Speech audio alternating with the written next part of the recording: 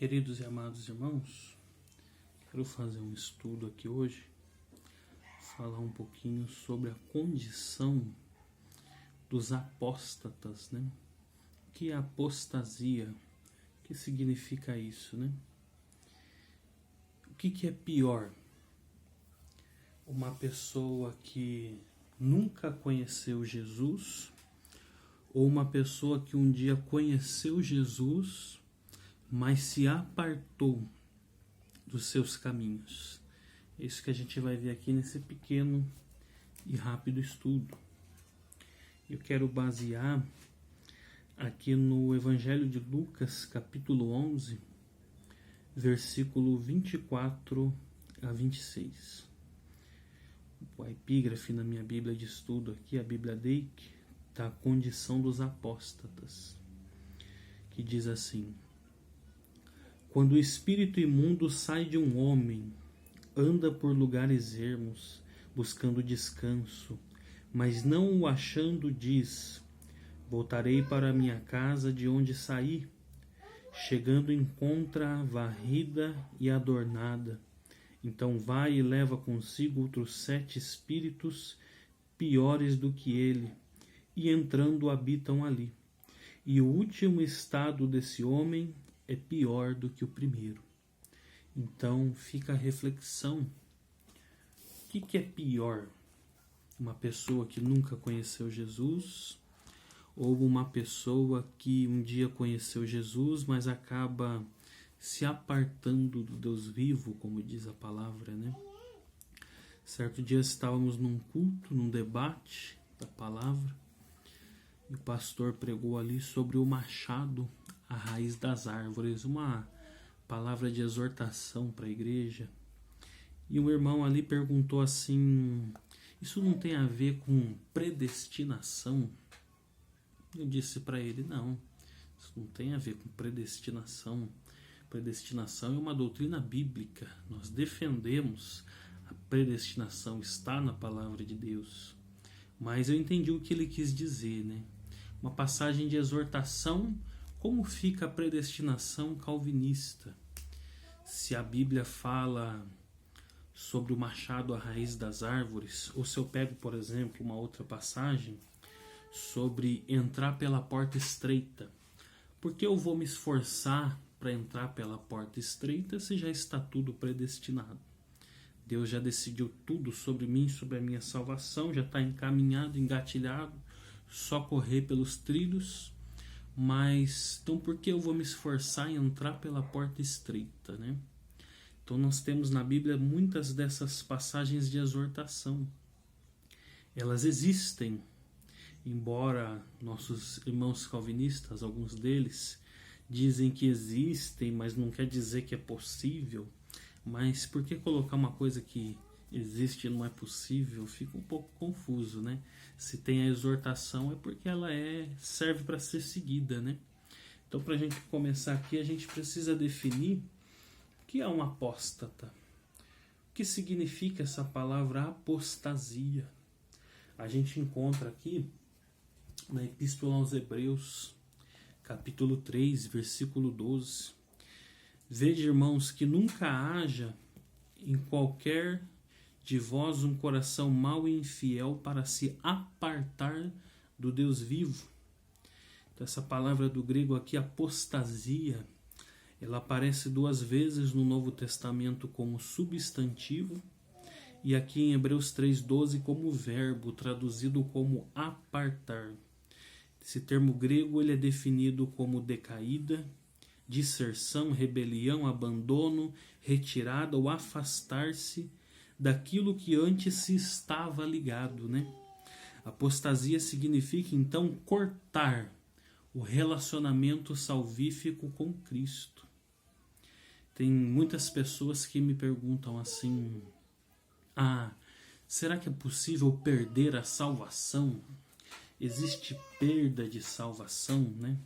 Eu costumo dizer que esse é um termo muito forte, perda de salvação. Até porque salvação não é um chaveirinho de carro que você carrega no bolso. De repente você está andando na rua, o chaveirinho cai e perdi minha salvação. Não é assim que funciona, né? Não é assim o andamento da apostasia. Quando se diz também sobre perda de salvação, essa expressão dá a entender um Jesus falho, talvez um Jesus fraco, um Deus fraco, né? Imagina que você está ali se afogando numa piscina e você grita lá, Jesus, me ajuda.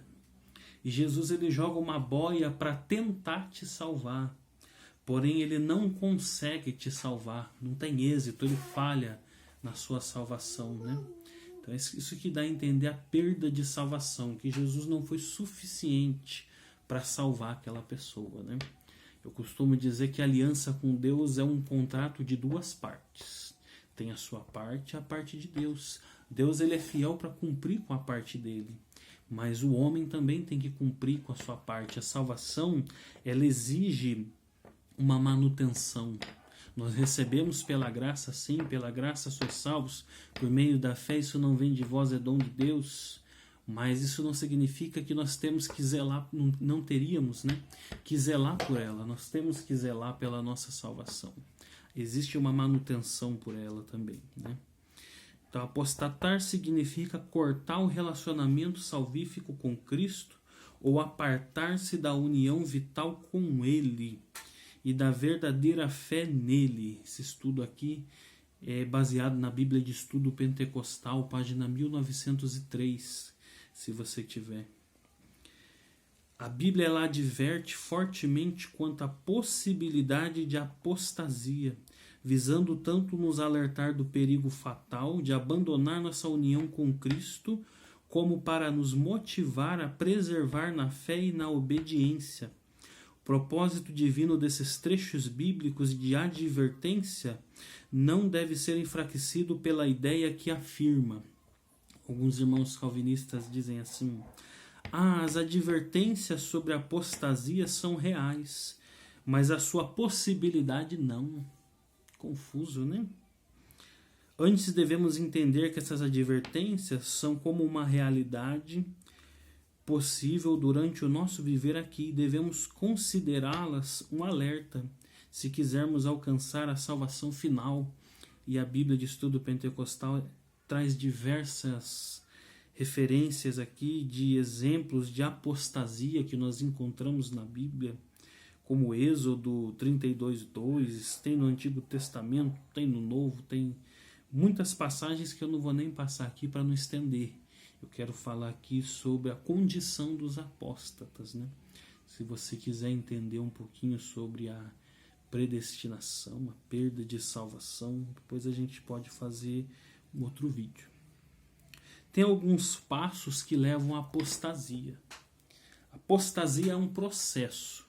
Ela não acontece da noite para o dia. Como eu disse, não é o chaveirinho de carro que você perde aqui agora. Não é assim que funciona.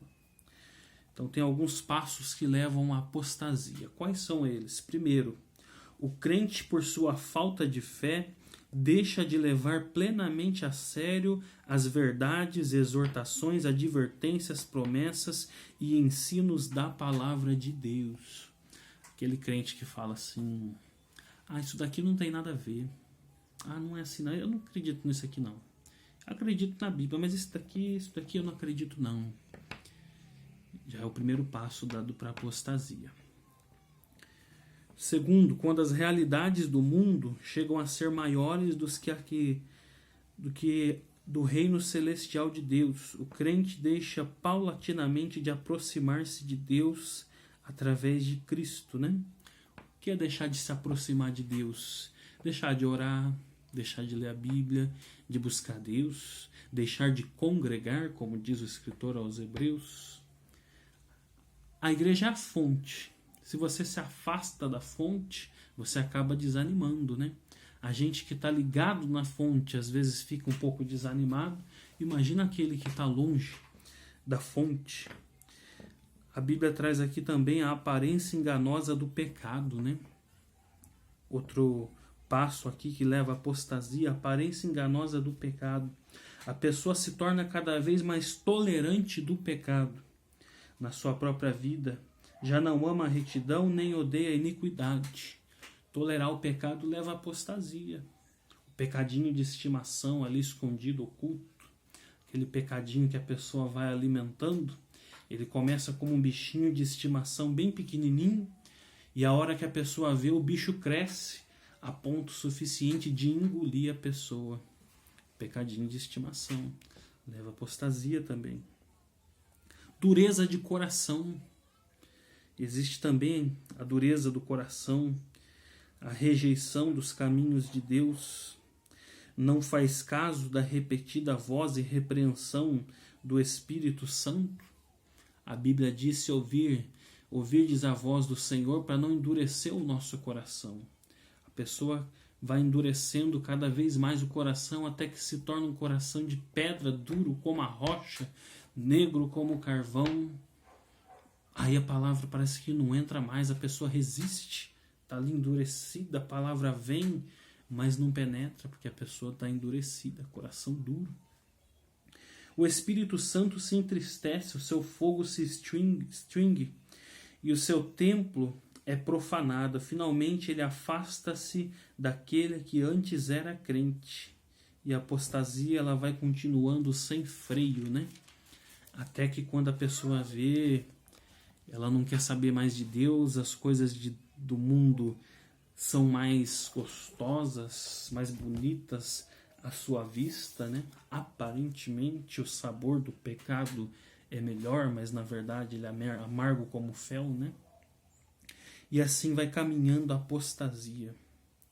Quero trazer aqui também uma referência da segunda epístola de Pedro, capítulo 2. Segunda de Pedro, capítulo de número 2, versículos 20 a 22. Os apóstatas não possuem esperança de salvação. Portanto, se depois de terem escapado das corrupções do mundo, pelo conhecimento do Senhor e Salvador Jesus Cristo, forem outra vez envolvidos nelas e vencidos, tornou-se o seu último estado pior do que o primeiro, porque melhor lhe fora não conhecerem o caminho da justiça do que, conhecendo-o, desviarem-se do santo mandamento que lhes fora dado.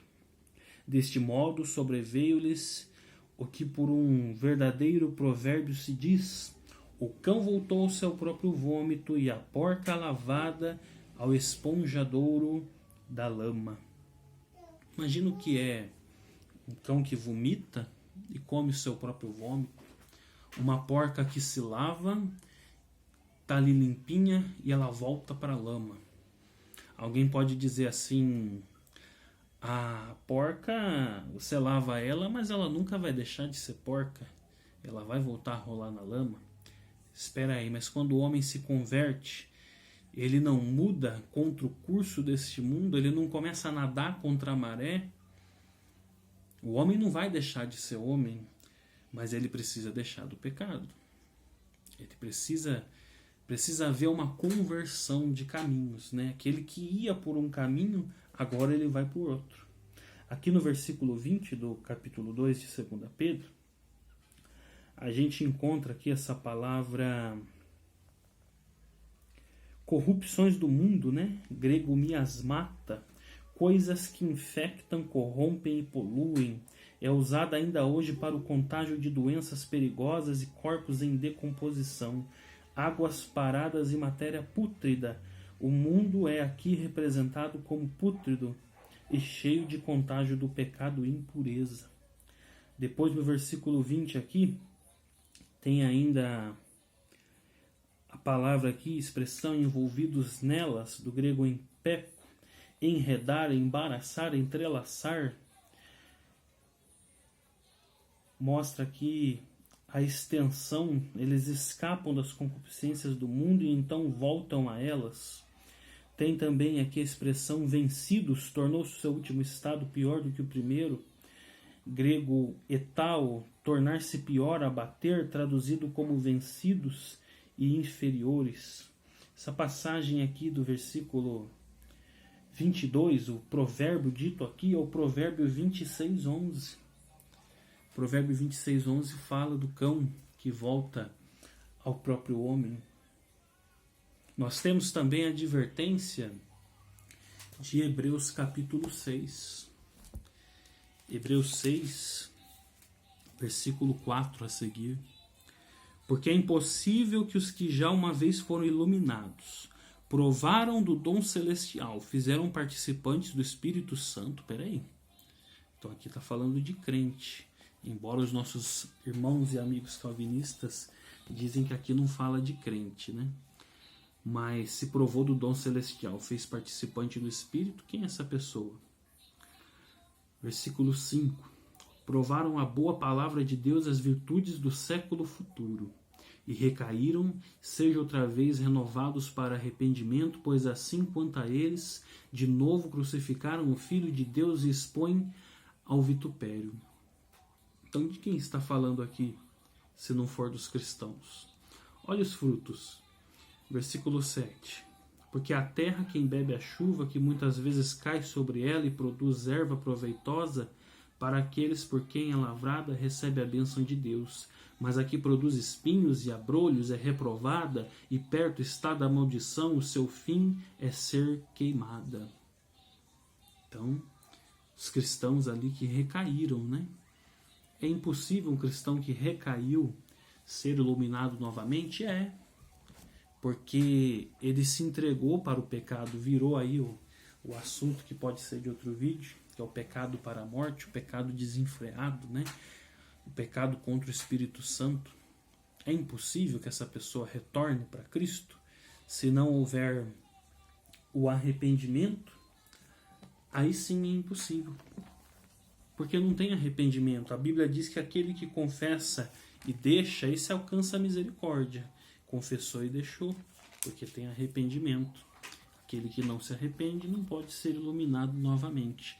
Lembrando que arrependimento é diferente de remorso. Algumas pessoas perguntam: será que eu já me apostatei? Será que eu já caí? Que os nossos amigos calvinistas vão dizer que o cair da fé para eles é pecar. Pecaram, caiu da fé. E nós entendemos que cair da fé é se apostatar. Cair da fé seria o perder a salvação, entre aspas.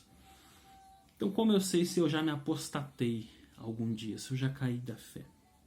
Quem sinceramente preocupa-se com a sua condição espiritual e sente no seu coração o desejo de voltar-se arrependido para Deus, tem nisso uma clara evidência de que não cometeu apostasia imperdoável. As Escrituras afirmam com clareza que Deus não quer que ninguém pereça, e declaram que Deus receberá todos que já desfrutaram da graça salvadora, se arrependidos voltarem a Ele. E nós temos aí inúmeras referências disso, né? Então, se você tem a sua preocupação de que se um dia você se apostatou de uma forma aí que não pode ser iluminado novamente, né? Se você tem essa preocupação, é porque não ocorreu esse processo ainda, né? A gente pode fazer mais vídeos aí, se inscreve no canal, compartilha, curte, comenta, deixa aí o que você pensa sobre isso. Se você ficou com alguma dúvida, ou se você tem alguma sugestão de vídeo, deixa aí para nós, para a gente responder nos próximos vídeos, tá? Amém? Que Deus abençoe.